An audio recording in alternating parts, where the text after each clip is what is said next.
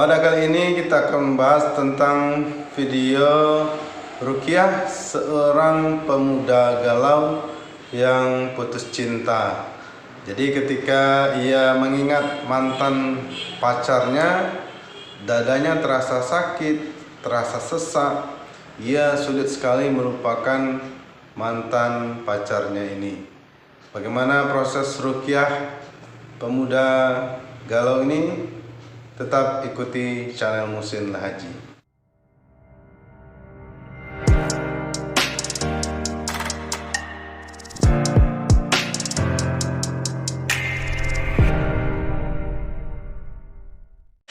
Assalamualaikum warahmatullahi wabarakatuh. Sahabat semua, terima kasih yang terus mengikuti channel Muhsin Lahaji. Terima kasih yang sudah subscribe, menekan tombol lonceng notifikasi. Karena dengan demikian sahabat berarti turut serta membantu channel ini terus berkembang. Dan juga sahabat dapat mengikuti inspirasi-inspirasi positif di channel ini. Saya percaya bahwa setiap manusia memiliki inspirasi masing-masing sehingga orang lain dapat belajar pada dirinya. Sahabat semua, pada kali ini kita akan membahas tentang video seorang pemuda yang datang ke ruang sehat untuk berkonsultasi perihal dirinya yang tengah sangat galau luar biasa.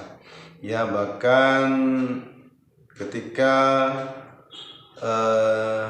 bermasalah dengan pacarnya, lalu ia putus dengan pacarnya, ia sampai sulit makan, sulit mengendalikan emosinya, sulit mengendalikan perasaannya. Tiba-tiba saja ia menangis sendiri, lalu seluruh pekerjaan yang ia lakukan tidak fokus.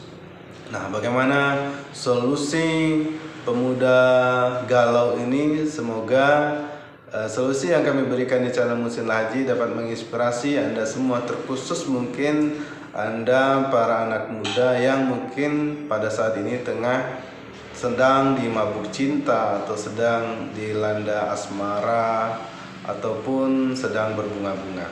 Pemuda ini datang ke ruang sehat untuk berkonsultasi. Saya tanyakan apa yang tengah terjadi. Ia menyampaikan bahwa pertama ia sedang bermasalah dengan pacarnya, putus dengan pacarnya. Nah, permasalahan tidak sampai di situ.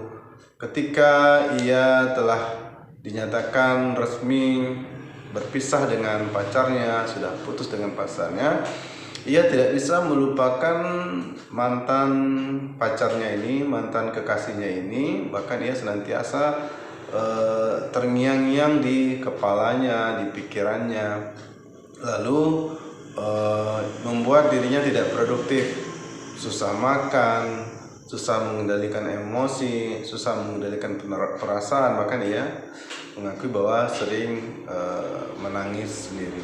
Sebelum kita melangkah lebih jauh soal bagaimana menyelesaikan permasalahan anak muda ini, kita akan coba kembali ke pondasi awal bagaimana Islam mengajarkan tentang hubungan laki-laki dan wanita, baik itu dalam hadis maupun dalam Al-Quran itu sendiri. Sebagaimana kita ketahui dalam hadis, barang siapa laki-laki dan wanita berduaan, maka yang ketiga adalah syaitan. Dalam Al-Quran juga disampaikan bahwa jangan sekali-sekali kamu mendekati zina. Mendekati saja tidak boleh, apalagi melakukan zina.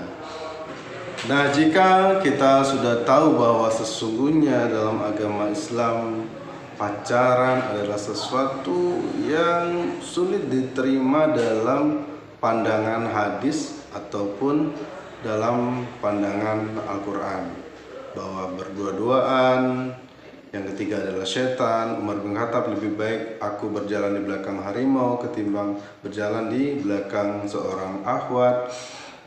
Jangan kamu mendekati zina. Maka sahabat sekalian, anak muda, akan sulit diterima dalam pandangan Islam membolehkan atau menghalalkan pacaran, karena tidak mungkin berpacaran tanpa berdua-duaan, tanpa bersentuh-sentuhan, naik motor bareng, makan bareng, berhalwat, telepon-teleponan sampai tengah malam, berchat-chatan sampai pulsa habis. Maka sadarilah bahwa Adik-adik sekalian, berpacaran dalam Islam itu adalah sesuatu yang melanggar sunnah. Maka jika kita tahu itu adalah perbuatan dosa, maka kita harus menghindarinya.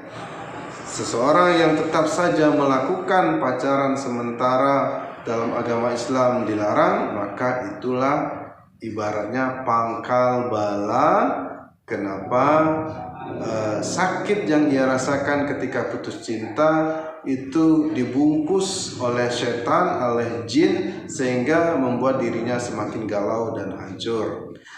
Nah, oleh karena itu sahabat sekalian, ayat-ayat ruqyah sangat penting untuk menghindarkan kita dari godaan-godaan untuk melakukan khalwat, untuk agar diri kita bisa menjaga dari nafsu untuk berpacaran. Sering-sering baca Al-Quran, sering-sering meruqyahkan diri, sering-sering meruqyahkan air minum kita, sering-sering meruqyahkan air mandi kita, minum habatus sauda, puasa, kurma diruqyahkan, madu diruqyahkan. Ini insya Allah bisa menjaga kita dari cengkraman langsung gangguan jin dan setan, agar kita terhindar dari godaannya nafsu yang sulit dikendalikan, agar kita tidak jatuh dalam situasi yang dinamakan dengan pacaran.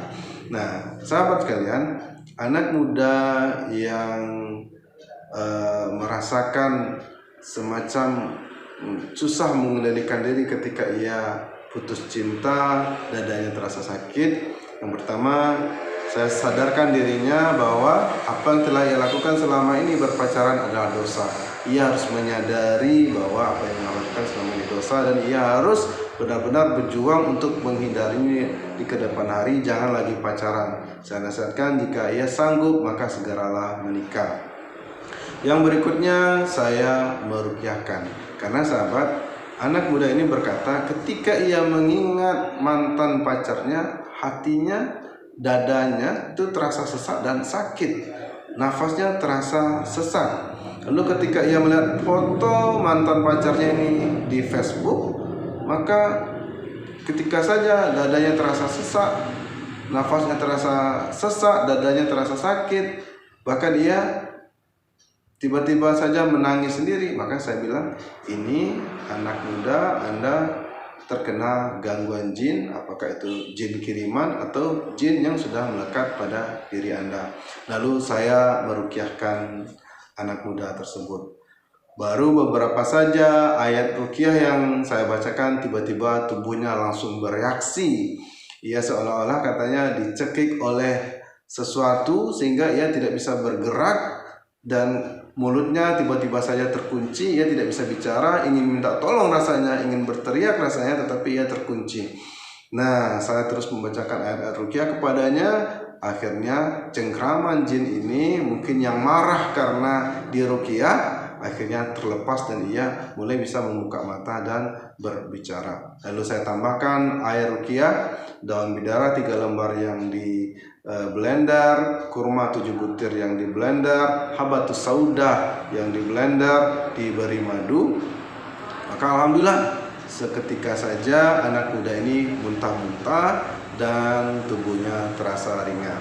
Saya menasihatkan kepadanya jangan sampai lagi terjebak ke dalam dunia perpacaran, karena sesungguhnya adalah dosa bagi seorang anak muda yang berpacaran. Jika kita melakukan sebuah dosa, maka barang tentu perbuatan yang kita lakukan itu akan dijaga oleh jin dan setan, akan disokong oleh jin dan setan, bahkan tubuhnya akan dipenuhi oleh jin dan setan. Jika seseorang dipenuhi tubuhnya oleh jin dan setan, maka dengan mudah ia terkena gangguan-gangguan sihir, santet, atau ain. Seseorang yang banyak jin di dalam tubuhnya, ketika orang lain menyihirnya, maka ia dengan sangat mudah terkena serangan jin. Dan begitu juga ketika tubuhnya dipenuhi oleh jin dan setan, maka seluruh tindak laku kepribadiannya akan dipengaruhi oleh jin dan setan. Inilah butuh ruqyah dalam penanganan masalah seperti ini. Semoga bermanfaat. Wallahu a'lam bishawab. Assalamualaikum warahmatullahi wabarakatuh.